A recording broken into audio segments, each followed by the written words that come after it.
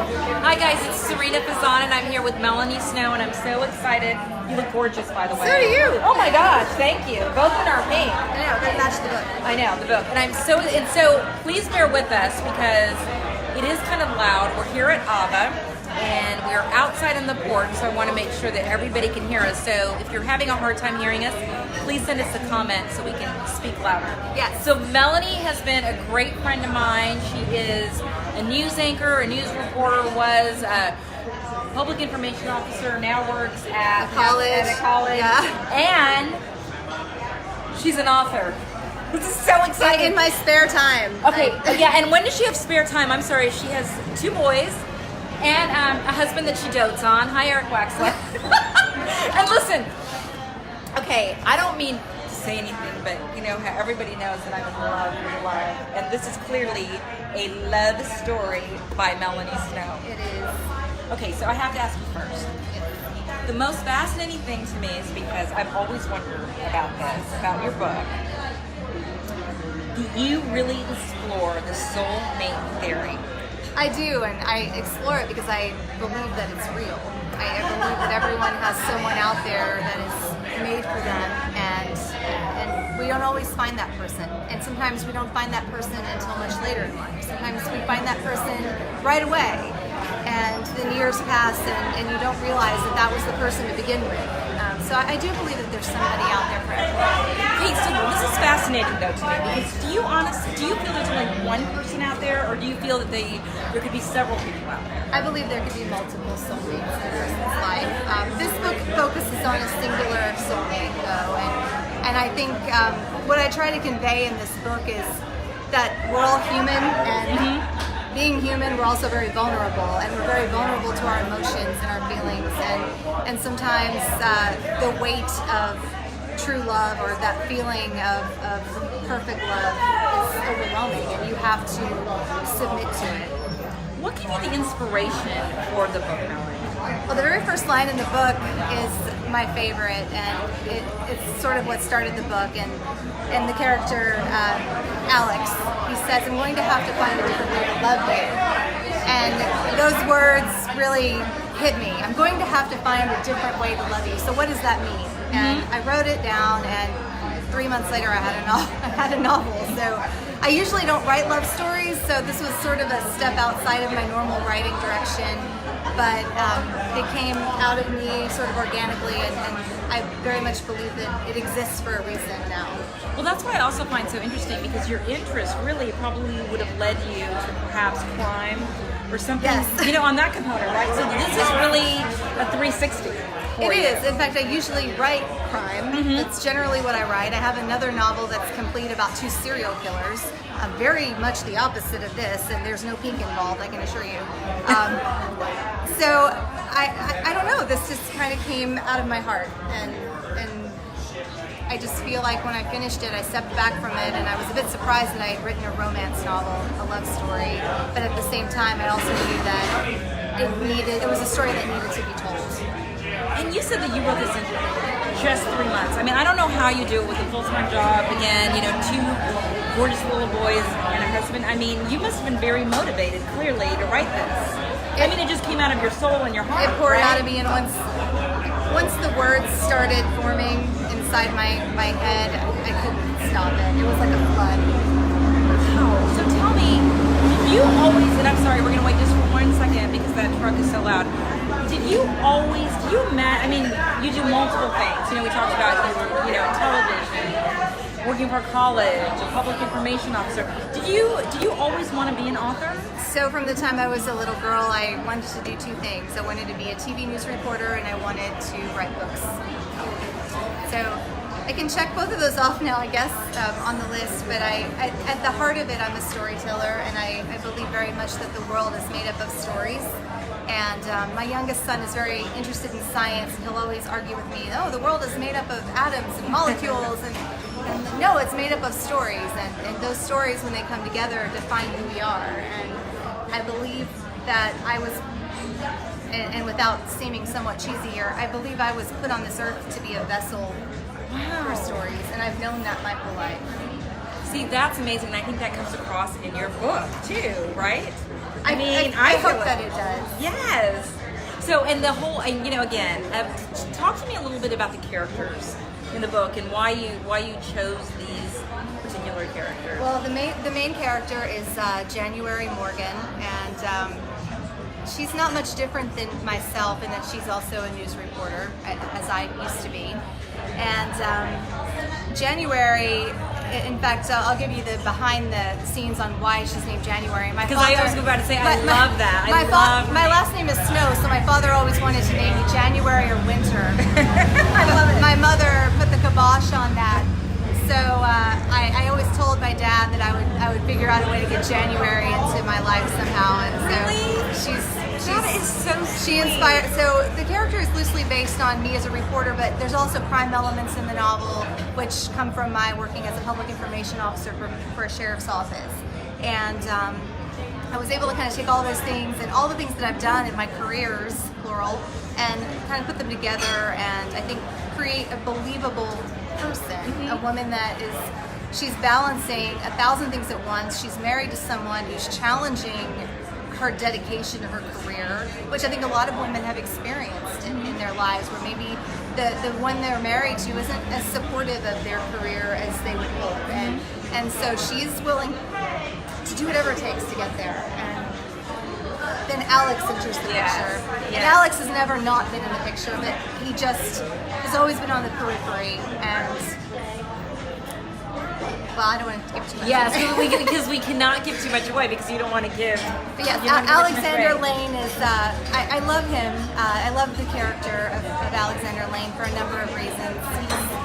He's an academic, but at the same time, he's also very brutally honest, and everyone's flawed in this book. And I really want to convey that in my writing because we're all human, and none of us are perfect. So every character in this book has an issue of some sort, and I think at least what I'm hoping from people who have read the novel, they feel that sense of realness about the characters, that everybody in it is a human being. I think that's really important that you point out that we are all flawed. Like, I think so many people think that life needs to be perfect, or we have this perception of, and love needs to be perfect, and everything needs to be perfect, but that's just not reality. It's not, and if everything could be like this book is as it starts to become what it becomes, this perfect love, then we'd all be living very different lives, I think. But I think we all seek that, and we all want that in our lives, that perfect love, that. I think we dream about it, Well, right? I think people dream about it all the time. And it's very Shakespearean, right? The idea of someone being willing to adore you and believe in you to the point that you can't even breathe because they are so filled with you and the idea of you, and for that feeling to be reciprocated, it's a pretty big thing. And I'd like to think that it's also a very real thing. Absolutely. Now, I want to take some questions from the audience. Let me see who I can bring up here. Angie Moreski, my mentor. Oh, come on up. Come on up. So, Angie, let me ask you this. So, Angie, I just want to, talk about television. She is the most amazing breaking news anchor ever. I don't know about that. You are. So, what do you think of our friend Melanie Snow? I am in awe. No, literally, the first thing I said was, how did you do that? How do you write a book? You just sit down and it flows, and I am in awe of people who can sit down. We write stories all the time. Okay, so we understand how to write a story, but to have a novel flow from you is incredible. So what question, what would you ask her then? What would you, this is true, this is also a love story, I'm all about love as well, but this is like going out of the scope of what we would think Melanie would write about. So when you're writing, what happens? I mean, are you in another world? Do you just sit down and it flows, or do you map it out with an outline? How does it happen? How do you get those words on the page?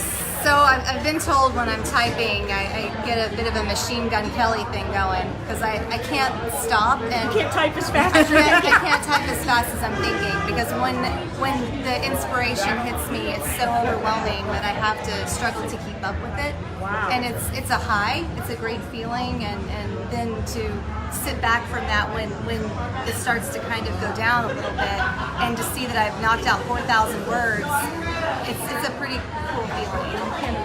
That's why I believe that it's something that I'm meant to do. And I believe if you're meant to do something, you're going to do it. You're going to find a way to do it. It finds you. That's what's happened right? here. I think more than anything. Well, we write stories, and writing is, it's almost like giving birth. You know, you have to like Very switch, much change, so. it's painful, back and forth, and then the final product is so beautiful, and it's a beautiful book. What a great analogy, too, Anne. I mean, you're amazing. No, it's true. It's very much like giving birth. And there are no drugs You gotta involved get it in this. out, though. You gotta get it out, right? Well, it's that, yes, and this book had to be written. I couldn't avoid it. I didn't try to avoid it, but I don't think that I could have, even if I had tried. What was your inspiration for it? I think my inspiration for it is just the idea of the soulmate, the idea of that person that, what if that person that you passed in a library one day was the person? It's kind of a heavy thing to think about, but think about it. You're walking down the street and the person that you walk past, maybe there's a connection to that person, but you never even got to have the conversation. Right. But then what if you get to have the conversation? What if you get to meet that person and be in the same room with them, in the same space with them? And I can only imagine that it must be one of the most fulfilling things in the world. Well, how much did you draw on your own life Yeah. to bring that? A little bit. Well, because you both have amazing marriages, too. So. Well, and I think for me, it's more about just that feeling of overwhelming passion and drive, and just when it takes over you personally in a way that makes you a better person, it makes you do better in life, makes you inspire, it makes you want to work harder and be better. I think that for me is the definition of love. I mean, flowers and candy and all of that stuff is great, but at the end of the day, what's tangible is seeing yourself grow as a human because that other person is with you and accentuates who you are. I mean, when somebody can be your rock and be there for you through hard times, through happy times, through crazy times, because we all go through it. Yes. You know, and it can be hard. But it's that one person that you can turn to give you that support and that understanding. And you believe in the soulmate. And so Jeannie Germaise, I'm putting you on the Yes. spot. Come up here right now, girl. I put my girlfriend Jessica Hurley. Okay, so this is if you recognize the name Germaise, Don Germaise, hunker down, Don Germaise. Now listen, talk about soulmates and talk about love. And when you read this book, this one, Yes. as I put you on the spot, and I apologize, I put her on the spot. You and Don married, reconnect, get remarried. I mean, talk about a soulmate story. This should be my next book. Seriously, This is her life story. Seriously, and you're here to support Melanie today. I mean, It was a wonderful book.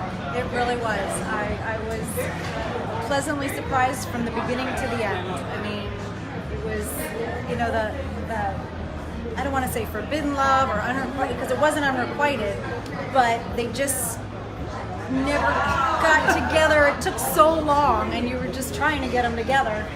But it was a great book. I love it. so if you had a question for Melanie, what would you ask her? Oh my goodness. I have no idea. Yeah. Put me on the spot. I did put you on the spot. But then let me ask you this: Was there anything that prompted using these particular characters?